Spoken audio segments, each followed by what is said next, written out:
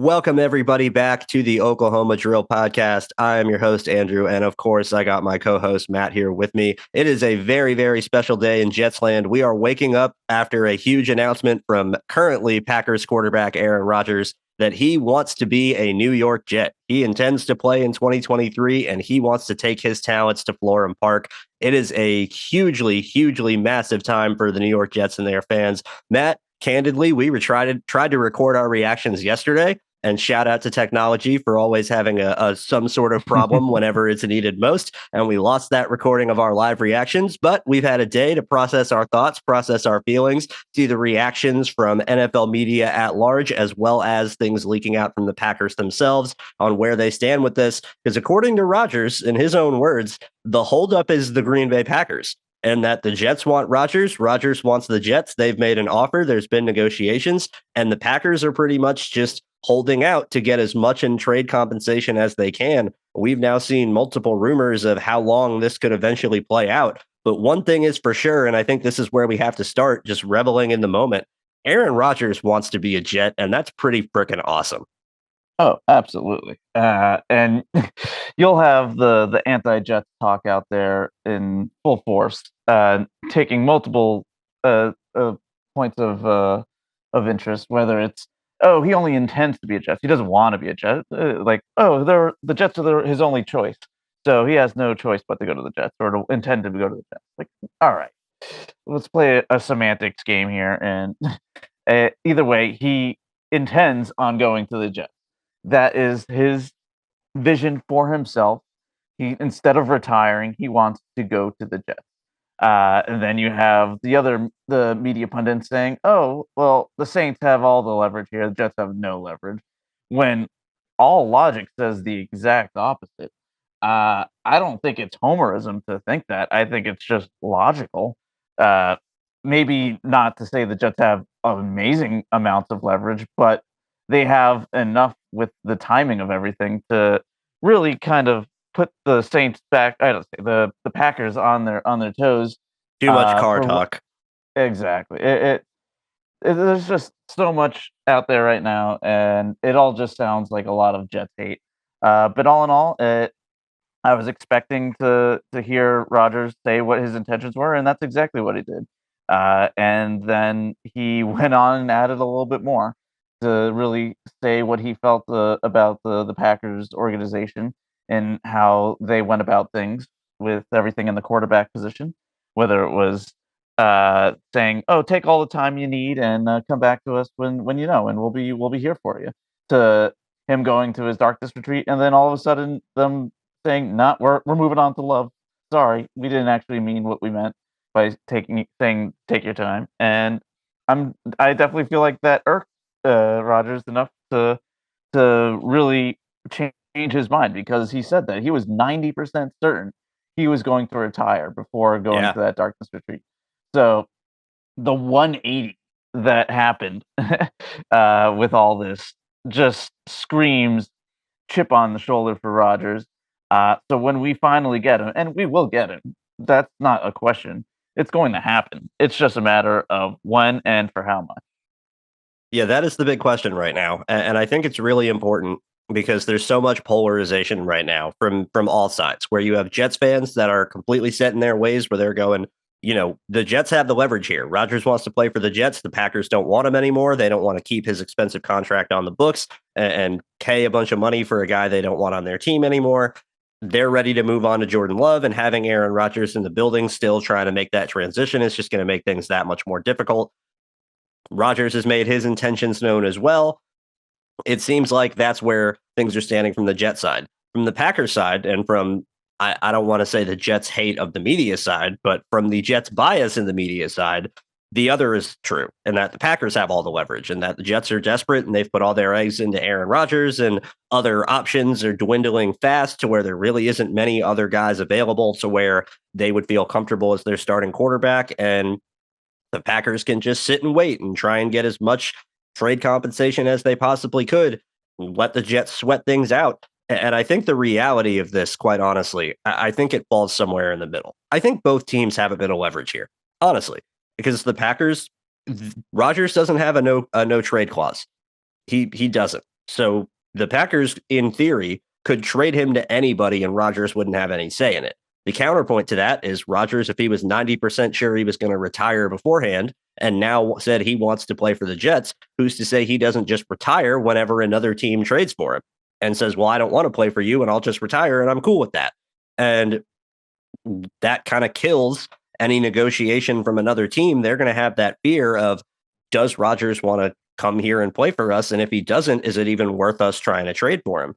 The Packers, on the other hand, know that the Jets don't have any other options and that they have pretty much done everything they can this offseason to position themselves to land Aaron Rodgers. They hired his favorite offensive coordinator. They just signed his favorite receiver in free agency and Alan Lazard. The Packers know the Jets need Rodgers. They need this trade to happen one way or another. And there really is kind of this stalemate where I think the Packers know they're not getting offered nearly close to what we've seen some of the major quarterback deals of the last couple of years go for, where Russell Wilson was 2 first-round picks plus. Matt Stafford was 2 first-round picks, and they got, Jared Goff back from the Detroit Lions, where they got another starter that's been a solid player for them in the meantime. There's been a lot of vitriol and arguments going on in the last 24 hours of the football landscape. And I really think the reality is this, to put it quite simply. There is no reason this will get done quickly. I don't see any reason this is going to be quick. And quite honestly, if I'm having to be completely unbiased about this and look at this from every angle, and I truly mean this as an unbiased thought, I think that's a better position for the Jets to wait. I don't think they need to get this done right now. I don't think they have to be racing to get a deal done and get Rodgers in the building. First and foremost, he already knows the offense. This is Nathaniel Hackett, his former offensive coordinator, likely running the same sort of plays and schemes that they ran when Rodgers won back-to-back MVPs and under Hackett as an offensive coordinator. Is there any reason to really change up the system that much to where Rodgers is going to be walking into a place with a coach he's familiar with and have no idea what plays are being called? I don't think that's the case at all. There's also nothing stopping Jets players themselves from going and meeting Rodgers and working out on their own time and at their own training facilities or other spots they choose to meet up and building chemistry that way. Rodgers can't come to the Jets facility and practice in Florham Park on their fields, but there's no reason somebody like Garrett Wilson can't fly out to California and meet Rodgers on a beach somewhere. There is no reason for the Jets to be racing to get this deal done to where they're going to have no other options whatsoever. It seems likely that the Packers know this is going to happen eventually. From the Jets side, they've pretty much operated as if this is going to happen eventually. And even if this drags out all the way into June, as it's been reported, because the Packers would have a much better dead cap situation trading Rodgers after June 1st as opposed to before June 1st, that only helps the Jets by letting them keep all their draft picks for 2023. And so you get to continue building out your team and get to run into the 2023 season where you've pushed all your eggs into the basket and you're making a run for that year. They get to keep all their picks from the draft prior and then let the future kind of, basically take Rodgers on a loan and pay off, with picks from further years down the line and let 2023 be their big shot to go for it all. Buckle up, guys. That's going to be my advice for this, is that if you're expecting next week a deal to get done, could it happen? Absolutely. But I am not betting on that whatsoever. I think this is going to drag out for a while. And even if it does, I don't necessarily think that's bad for the Jets. No, I completely agree. I am putting a lot of my eggs in the basket of the Packers. They want 2023 compensation for Rodgers, and to push it past the draft this year really diminishes the value of any picks that they would get for him. Absolutely. So why risk it? And they won't risk it. It's going to get done. I am very confident this gets done before the draft. But yeah, I am completely with you. Just let it wait. There's no reason to get it done now. And the closer we get to the draft, I believe will really light the fire under the Packers' butt to really get something done. If not, then they miss out on 2023 compensation altogether. And then you don't know what the Jets are going to do during the draft. Maybe they get Hooker in the second round, and now all of a sudden, now the Jets have something brewing in the quarterback room that's not Zach Wilson, and then things get even more interesting. Then compensation for Rodgers goes down even more. Uh, you could eventually have another team get interested, but we are, like you mentioned, Rodgers also needs to sign off on that. And at that point, you never know what that compensation is going to look like, and it's probably going to be a lot less than what the Jets are offering right now. Now, it's been rumored that the Packers want a first round pick. Um, we have no idea what's actually being offered or what's being requested. This is all just speculation, and as per the Rodgers interview yesterday, a lot of what's out there is most likely not true or a stretch of the truth. So, we don't know. We really don't know, and to speculate is kind of useless. Uh, they're going to be working behind the scenes. I see JG as doing something that JD has always done, which is stick to his value. I'm sure he has a value for Rodgers right now, and he's sticking to it. And I don't see him budging. Uh, if anything, nothing's also really changed. Like the position that the Jets are in is the same. The position that the Packers are in is the same. So nothing has really changed at all, other than the fact that the Packers were dragged through the mud by Rodgers, and they probably want to save face. So they're going to want to put on a strong front to make it seem like they're getting the most for their former MVP, and then move on and say, "Hey, we did our best." And that's what I think is how it's going to end. They're going to put up the front. They're going to pound their chest. But in the end, they'll probably take pick 43 or our third round pick this year in a comp pick for next year. And they'll be happy with it because that's exactly what they want in the end. They want some decent 2023 compensation. And if it comes in the form of a second round pick or a third round pick, they'll be happy with it. You made a point to start there, Matt, that I really want to highlight because I haven't seen or heard anybody else mention this whatsoever, and it makes so much sense. I can't believe that it's not getting talked about more.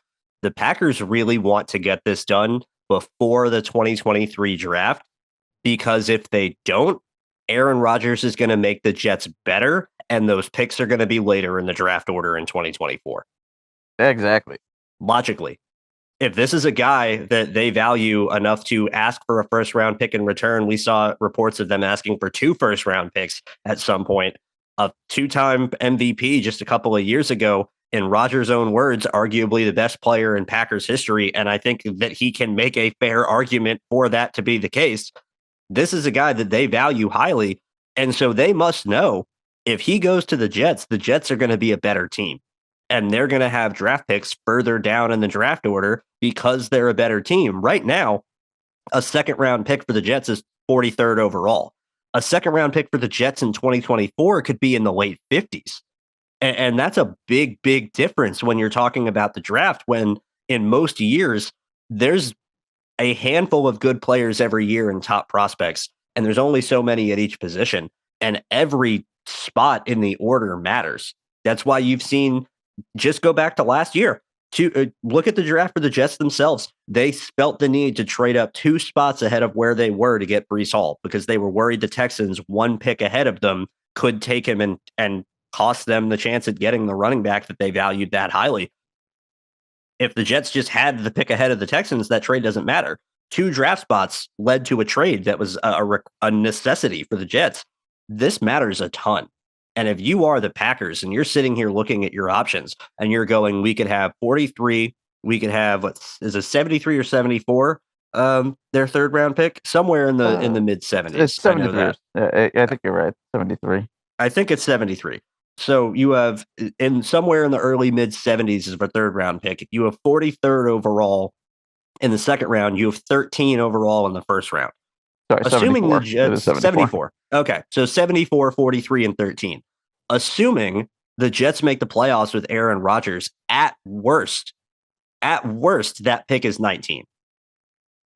At worst, because the first 18 picks with the expanded playoffs, you have more teams in the playoffs than ever before. So at worst, you're going to have the two extra teams every year, making however many playoff teams are left, assuming they get bounced in a wild card or, however strength of schedule ends up finding the draft order, you're at the back end of the first round at that point. You're in the mid to end of first round. We're assuming the Jets would be better than just getting knocked out in the wild card. And there's a chance that that pick could be 23, 25, 29. Hell, if the Jets win a Super Bowl, it's 32. And that is a massive, massive difference in terms of the 13th pick or the 43rd pick versus the 32nd pick or the 64th pick is astronomical when you're talking about draft order and capital and what those picks are actually valued at. Not all second round picks are the same. Not all first round picks are the same. And it wildly varies whether they're going to have any opportunity. And I really, I'm going to be honest, Matt, you mentioned that and I hadn't thought of it myself. And it makes so much sense that, like I said, I can't believe other people aren't mentioning it, because there's really, if the Packers want to wait, they're only helping the Jets out, because they're just going to end up giving them a draft pick that's lesser value than what they would be getting this year. And it really makes sense for the Packers not only to get something for Rodgers ahead of the year that he's not going to be your starter, it makes sense from a value perspective that those picks are going to be better value. Yeah. No matter what, they can't have Rodgers on their roster week 1. So they still need to get rid of him. I don't know what the cap numbers look like if they cut him post June 1st. After if they take the option. Let me explain a little bit, because I had please. I had it explained to me in detail a little bit this morning. So the reason the June 1st is an issue is because when Rodgers first signed his new contract, he got like a $40 million signing bonus. But for cap purposes, they spread that signing bonus over a handful of years. So even if Rodgers is traded, that money has already been paid to him by Green Bay and is going to be on their cap regardless. After June 1st, the way it works is there's however many years left of a bonus. If they trade him before June 1st, that means that they have to take whatever the remainder on their cap is from that signing bonus, push it all into 1 year, and have it all count against them for 2023. If they wait until June 1st, the 2023 money for 2023 is on their books for this year. And then after June 1st, you're looking to the following years, it doesn't count 2023 anymore because you've paid out that bonus after June 1st. So what's going to be dead money for them is going to be the following years after, in 2024 and 2025. So I think the difference is it's about like $30 million in dead cap if they trade him before the first, and it's about $15 million in dead cap if they trade him afterwards, which is a big difference. And it's the same if they cut him rather than trade him. Yes. Got it. Yes, because that money's already been paid because it was a signing bonus. So that is on their cap, regardless of how this shakes out. Got it. So either way, he needs to be traded or cut before week 1. Yes, it's never gonna get that far because, like we keep harping right now, it's all about risk and benefit, risk and reward. The reward is you get a possibly high 2023 pick in the form of pick 43 or 74. That is a reward that you can bank on. Now, if you want to risk it and try to get more, go for it. But the risk is you're getting far less value, like we've been mentioning. So it makes no sense for them to risk it to the point of losing out on what's already offered. So yeah, either way, yeah, I see everybody's point. Like, oh, well, what are the Jets going to do if they don't get Rodgers? I'm like, well, they're banking on Rodgers, but you know what? I don't think they're going to sit on their hands either, because even if we do get Rodgers, it's most likely going to be for a 1-year rental, barring some perfect situation where whatever. I'm not going to speculate what it would take to get Rodgers back for a second year. So let's just say it's a 1-year rental. We still need to look towards the future, whether it's the wild card option of Zach, which I would never count on, or somebody else. So, like I mentioned Hooker before, and I will mention him again. He is still an amazing option to have on a redshirt year for his first year, and then take the reins once Rodgers has done. And also, just his presence, especially if he's ready to go for a camp, is a guy that could possibly be looked at as a potential starter that's not Zach Wilson. So, the Packers can't count on us just not having any backup plan because that's just not how JD's gonna work. He's gonna have a plan B, a plan C, a plan Z. And if Green Bay forces us to use them, we will. And it will only hurt them in the end. And they can cut Rodgers at that point. And then you know what? Then we probably just sign him and they get nothing. And then we'll spend a few weeks trying to get him up to speed, and have Hooker or Zach fill in and be our spot starter to start the year, and go from there. And we'll probably still have plenty of season to really get things together and take it home. Yeah, I think so too. And I think there's also an important part for this if you're looking at it from Packers fans' perspective, where the only thing I've heard in terms of any fan involvement with this whatsoever, and honestly, it's minimal, but if you want to go down that rabbit hole, then we'll go down it. I've seen a lot of people say, oh, now all the leverage is with the Packers because Jets fans know Rodgers wants to be here and they're going to be beating down the door to get the deal done as fast as possible. I'm sure there's going to be some Jets fans that feel that way. But as we've explained, it's not really any sort of a matter for the Jets either way, whether this happens right away or whether this takes a little while to get negotiated. If the Packers want to dig their heels in and wait, it doesn't really change the Jets situation really at all. So in reality, I don't think that has much of a factor. The other side of this, and you had mentioned it earlier, Matt, as well, in terms of the Packers trying to save face, where they're trying to get as much as they can back for a player that they know is really high caliber and selling this to the fan base of, we got rid of Aaron Rodgers for a third round pick so we could start Jordan Love, who we don't know if he's going to be good or bad. And he's filling the shoes of one of the best quarterbacks of all time, having to, step into that shadow. That's going to be a tougher sell, in my opinion, than selling Jets fans wait for the deal to get done. And you also have the other aspect of it where I think the Packers and their fans particularly knew this was coming eventually. And I think they're in the same boat of just get it done and get it out of the way, get us some picks for this year to try and continue to build this roster and start whatever rebuild or retool or whatever you want to call it, get what we can as early as we can so we can make something of a run this next season and not have to wait until 2024 to get anything back for the Hall of Famer that we let walk out the door. I think there's a lot more to that side than anyone is even realizing. Because if I'm a Packers fan and I work with a Packers fan at my day job, who I talk about this, discussed this for weeks now leading up to this, I know his stance has been, I just want it over. Like, it's done. He's not going to be here. We get that. They're ready to move on to Love. Get him, just trade him, get what we can, and let's just continue moving on. You've got longtime Packers fans that have already been through this with Brett Favre and Aaron Rodgers, however many years ago that was. And I'm sure they're in the same boat of get it on, get moving.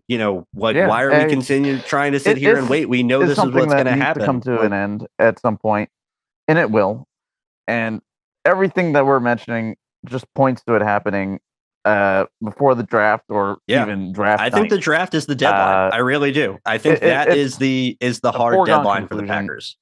Everybody wants to kind of look at the worst case scenarios, and that's fine. You can do that, but you know what? Neither team is going to cut off their nose to spite their face. They're going to take what's the best option for both of them, and it's imperative that both teams do work something out. So it's fun to think of like teams digging in and going to war, but it's just not a reality. It's not something that's going to happen, and there's no reason for it to happen. No, there really isn't any reason for it to happen. It makes much more sense for all parties involved, the Packers, the Jets, Rodgers, and fans of both teams, to have this done sooner rather than later. Dragging it out is really only hurting things. I don't really think it's helping them at all, because quite honestly, I'm sure the Jets have been negotiating this for God knows how long now.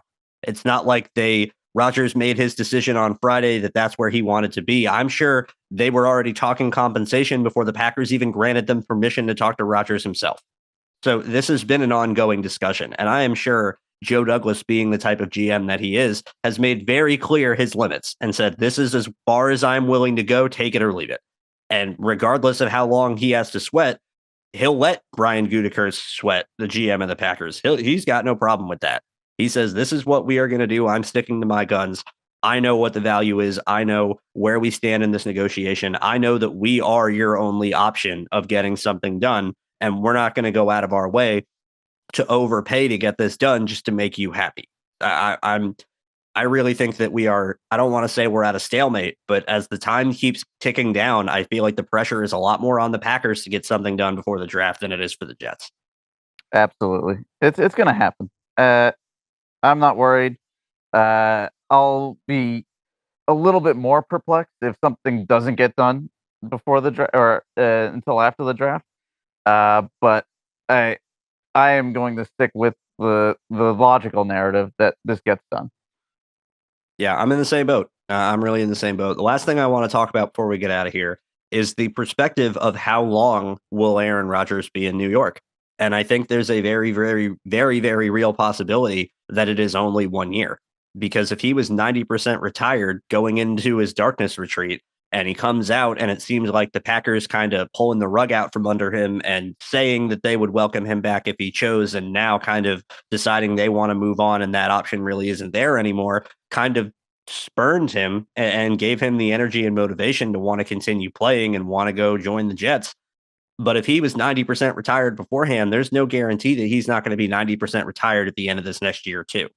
And I really, we had talked about this on our recording yesterday before it got deleted, but I really think there's two scenarios where Rodgers plays 1 year and there's one scenario where he doesn't. The two scenarios where he plays 1 year are the extremes of the Jets are so good with Aaron Rodgers in 1 year, they win a Super Bowl and he follows Tom Brady's footsteps and goes to a new team and in 1 year gets them a championship, where Rodgers can sit there and go, okay, I'm done. I've proved my legacy. I've shown everything that I need to show. Packers got rid of me, and I took the Jets of all teams and got them a Lombardi trophy on my way out too. Something that, despite going 13-3 for however many years in a row in Green Bay, we couldn't end up doing. And it wasn't because of me, because I was a back-to-back MVP. So there's that angle of Rodgers going, I've done everything I need to prove. I don't have anything more to add to my legacy. I'm walking out while I'm on top. And the other side is that this completely and totally fails, and the Jets don't even make the playoffs. And Rodgers just goes, "This isn't worth it anymore." I want to compete. I want to win. I want to play as long as I can, but I'm sacrificing my body and putting myself through all of this even more. I was already 90% retired last year, and now we're not even in the playoffs, and who knows what the future is going to hold. That's enough for me. I'm calling it a career. I don't want to damage my legacy anymore by continuing to try and play and putting a sour taste in everyone's mouths of Aaron Rodgers past his prime. I'm good. The one scenario where he comes back is that the Jets are really good and they make the playoffs and they don't win a Super Bowl. If they get to an AFC championship game and lose, or maybe they get to a Super Bowl and lose, maybe that's going to be Rodgers' motivation to go, we were so close. I can still do this. The team is still here. We have players around us. I think I can still get a ring. I think I can still come back and make this happen. Maybe that charges him enough to want to come back for another year. But if I was a betting man right now, I would say that Aaron Rodgers plays 1 year in New York. That's what it seems like to me. Yep, I completely agree. The fact that the 180 from 90% retiring sounds like he's going all or nothing this year. He's going to put everything he has into winning another one and to taking this Jets team to wherever they are going to go, whether it's the Super Bowl or far in the playoffs, wherever. That seems like his goal. And revenge or trying to prove somebody wrong or whatever will only get you so far. Once that kind of wears off and the season's over, I don't think there's going to be anything else left for him to really want. I mean, we could say, yeah, maybe if we get close and don't win it, that he'll think about going back out there and getting and doing it again. But he won't have the same drive that he has right now. No. That drive that he has right now, he has a fire right now that's in him, whatever the reason it is, whether it's revenge or any other thing we just said, but it's there right now, and I don't think we can count on it being there after the season, and we shouldn't. No, they absolutely shouldn't. The Jets should be operating as if they are getting Aaron Rodgers for 1 year, and they should be already planning ahead for what life after him is going to look like and how they're going to position themselves to be set up for the future. I think that is a really, really key point. Last thing I want to say before we wrap up to everybody listening, and I know it's been such a party and jubilation of everything going on. Don't lose that. Even if this drags on, even if this takes up until the draft, even if, God forbid, we get to June and there's still no official announcement of any trade happening, it's gonna happen. It's only a matter of time. And the one piece of advice I can say is revel in the fact that at least for the 2023 season, the Jets are going to have an elite quarterback under center combined with a really, really talented defense and some really good skill players on offense. And you're likely to have the best season of Jets football that we've seen in well over a decade.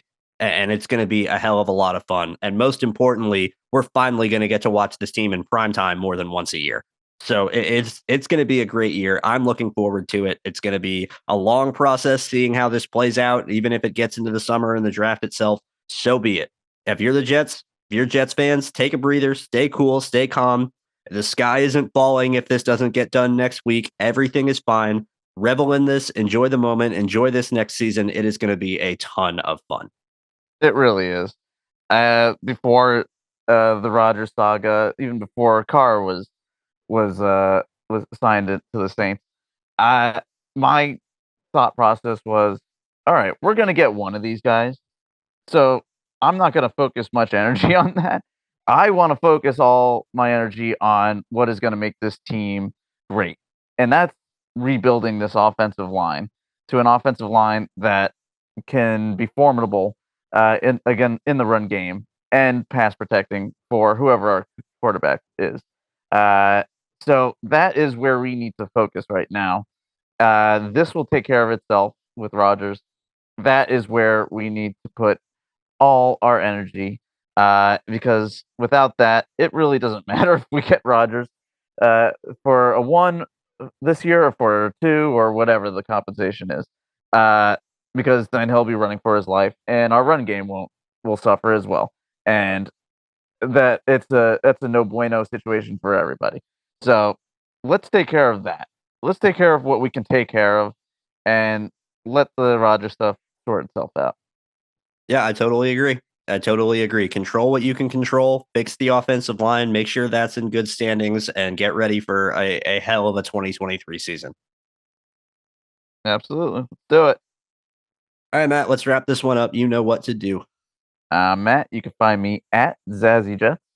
And you can find me at Andrew Golden _17. And make sure you're following the show at OKD Podcast as well. Thank you guys so much for tuning in. And we will be back real soon to continue looking over this Jets roster, evaluating all their pieces, where we go from here. I believe next week we're going to take a look at centers. Again, we got to fix that offensive line. And outside of offensive tackle, center is definitely the next biggest need. Appreciate you guys stopping by, and we will talk soon. See ya.